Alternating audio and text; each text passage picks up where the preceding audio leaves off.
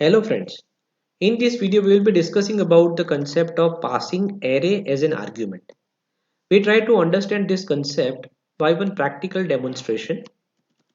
Here I am declaring one function sum of array. Now since I need to pass an array, I will be writing here integer and square brackets. The meaning here is that this function will take one argument and that argument is integer array. So whenever you are passing an array as an argument, we need to write like this. If it is character array, we need to write character and bracket. If we are passing float arguments, we need to write float and bracket. And likewise, the meaning is whenever it is written like this in the form of square brackets, it interprets that this function will be given an array as an argument. Now, to make the sum of array elements, we are declaring one array over here. This I is the control variable and sum is the variable in which we will be storing the answer. Now since we need to take the value from user, we will be just printing a simple message, enter 5 elements. Now since we know that we are using array, we need to use loop.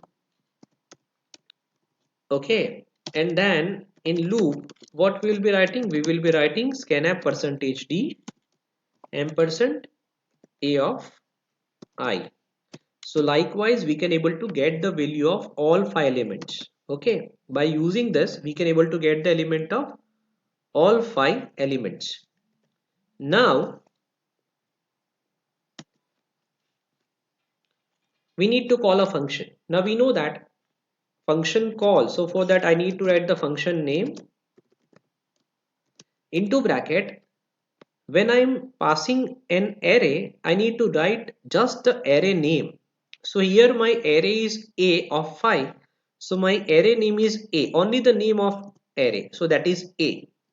Now since this function returns integer, I'll be declaring or I'll be writing here sum in which the answer will be returned back. So whatever the value returned by this function will be stored in this particular variable sum. Then after I'll be just printing the answer sum of array is %d and we'll be writing sum. So this is how our main function look like. Now I'm defining our main user defined function. Here I'll be writing number and just a bracket. It means that this number variable is of array type and the data type is integer. In this we will just declare one variable. Here I'll be declaring variable sum and variable I. The value of sum will be initialized to 0. Then to make the sum we need to declare an a, we need to define or we need to use loop. Okay, and for each element what we will be writing, sum equals to sum plus number of I. After performing this operation, so after this loop we will be having sum of all the elements in this sum variable. So finally we are returning this sum variable. Okay, and that sum variable will be given back to the main.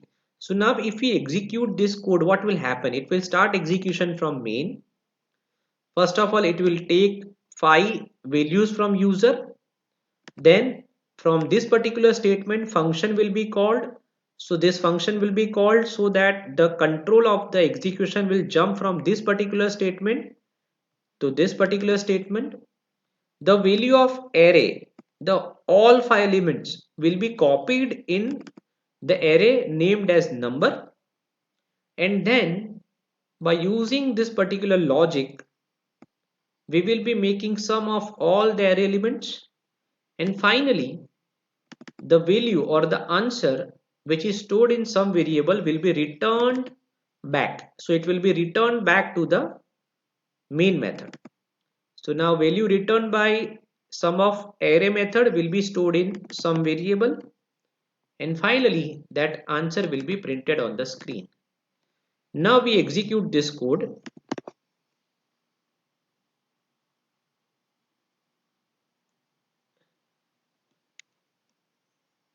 So I'm entering 5 different values. So we can see answer is printed on the screen, that is 15.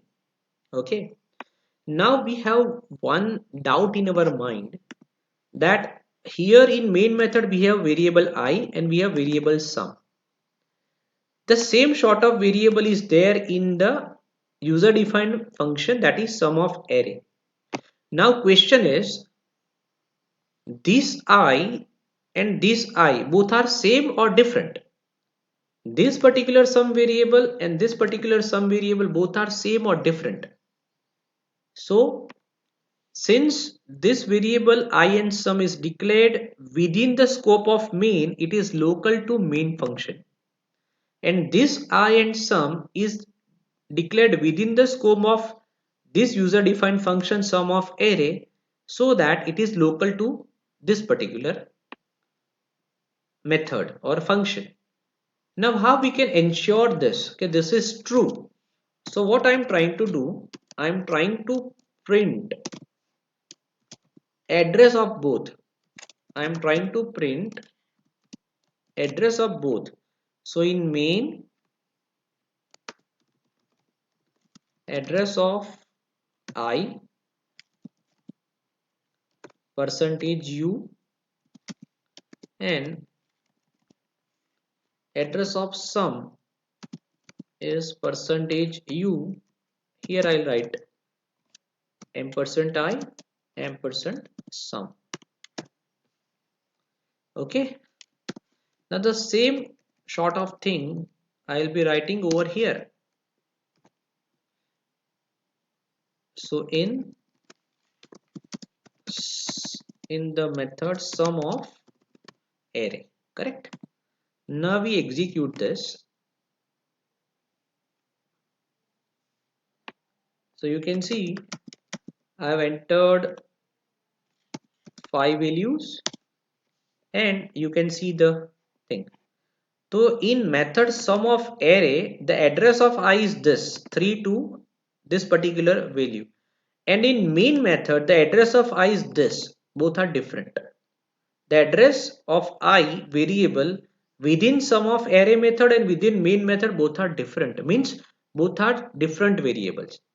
It is true for sum also. The address of sum variable of sum of array method and address of sum variable of main method, again both are separate, both are different. So that this I and sum is local to main, and this I and sum it is local to sum of array. So the visibility, or we can say the scope of this I and sum is within only main function, and scope of this I and sum is within only user defined function. This I and sum cannot be used over here. This I and sum cannot be used over here. Okay, so I hope you understood how we can able to pass an array using function argument. Thank you for watching the video.